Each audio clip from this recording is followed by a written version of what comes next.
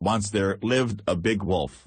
When breeze started blowing, he roamed the areas to find ponds or lakes which had just dried up to catch fish for food.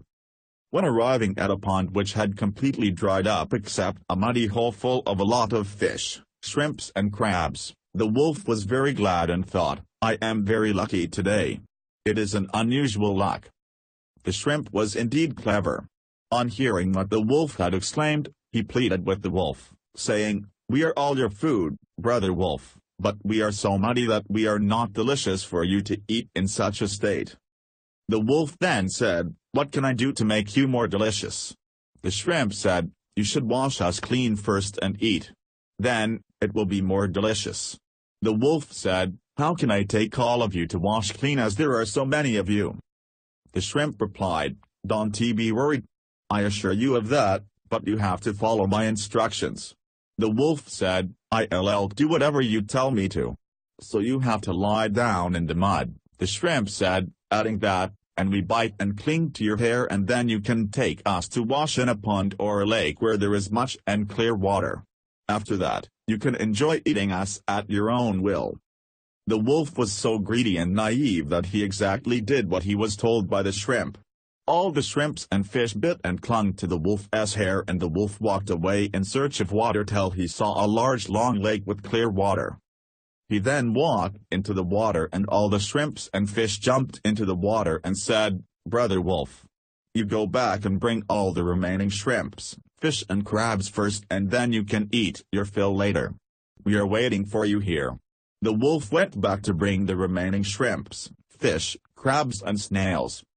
As for the shrimps, fish, crabs and snails, once they learned that the wolf had already moved all of them from the other pond, they dived into deep water. It was too late when the wolf knew that he had been deceived. He became so furious that he tried to coax such kinds of animals as elephants, rhinos, tigers and both small and big snakes, including boas into drying up the lake in order to catch fish and other animals in the lake for food. Boas were then assigned to act like a dam while other animals had to try to throw water to the other side to dry up the lake. Knowing that the wolf and other animals were trying to dry up the lake, the shrimps, fish and other animals living in the lake were so frightened that they discussed among themselves, "What should we do to stop those animals drying up the lake?"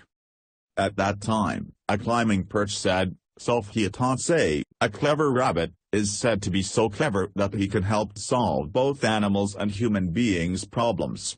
Therefore, I have to go to beg him to save us all."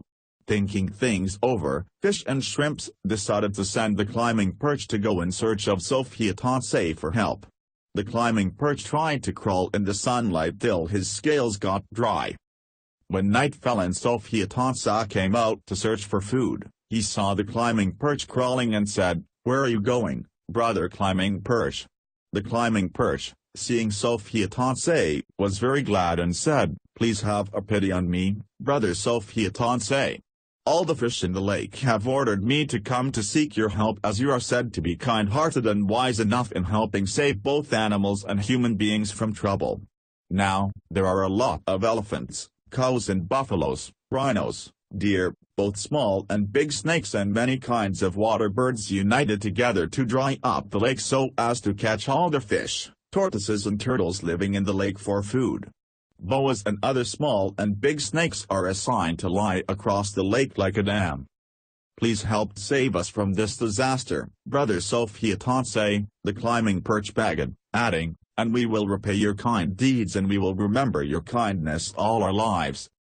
Hearing out the climbing perch's begging, Sophiatanse said, "Go back first, brother climbing perch, and tell all the fish not to worry. I'll go to help them out of that disaster." The climbing perch then crawled back. In the early morning, Sophiatanse came to the lakeside and saw many kinds of animals throwing water to make the lake dry. He then picked a leaf with holes eaten by a worm and used it as a letter. Then, he called those animals and said, "Please listen to me, brothers. The king of deities has ordered me to bring this letter to you all.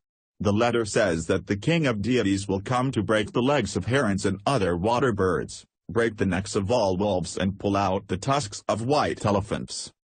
Upon hearing out the entire contents of the letter, those animals panicked and ran over one another.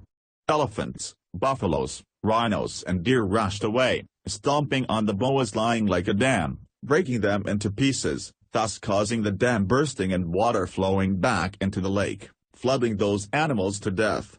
The carcasses eventually became food of all fish in the lake. Since that day on, all kind of animals had become afraid of and admired Sophiatontse for his wisdom